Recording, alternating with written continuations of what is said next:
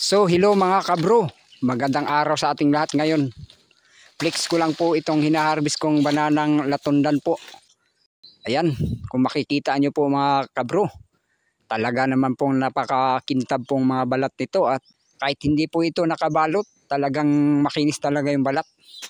At ganito po talaga kaganda ang mga latundan dito sa aming probinsya, sa Mindanao po. Sa Sibagat, Agusan del Sur, talagang makintab po dito ang mga latundan. Kahit hindi po naibalot. Ayan, itong isa na tong banana na to, talagang hindi ko inaasahan, nahihinog pala ito. Ayan o, dumidilaw na yung balat niya, talagang nahihinog na po siya, kinakain na ng mga ibon. Sa bagay, hindi naman po nasasayang kasi napakinabangan ng mga ibon.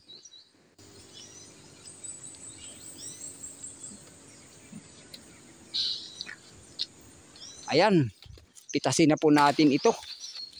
Hali kayo at samahan nyo po akong mag-harvest ng latundan. Tara na mga kabro. Ayan. Oh, sipakin na natin ito. 5 puno lang yung na-harvest ko ngayon mga kabro.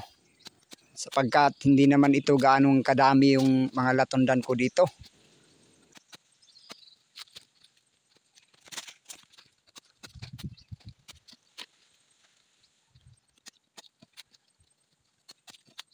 Ayan, tapos na natin tong nasipak mga kabro. At ayan, ilalagay na po ito natin sa sako para po ma-deliver na po ito sa ating buyer. So, tara!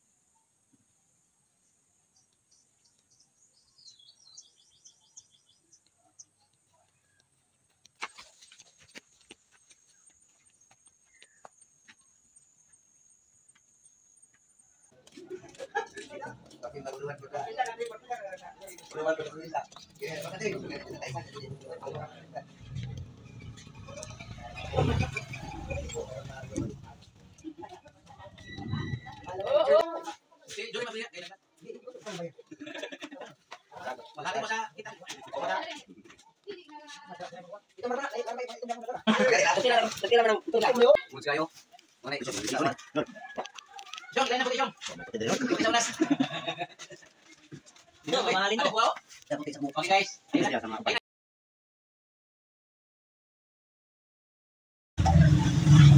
Sikat ang jonga at umat. Sikat na dito. Dos. Okay.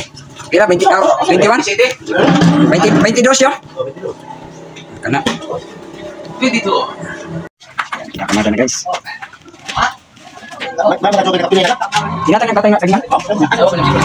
Ayan mga bro, naka 22 kilos tayo sa banana. Tag ilang kilo? Oh, tag 70 ng kilo mga kabro. Ayun na, kukubrain ko na yung binta. Grabe kapag may tinanim bro, may aanihin. Ayun na yung sahod. Nagkaroon na ako ng sahod sa banana. Yan. 20. Kuha pa na o 20. Sige. Ayan na, 370 yung mga kabro. Okay, unya na lang siguro. So, ayan lang muna yung video natin mga kabro ngayong araw na ito. Maraming salamat. Thank you for watching.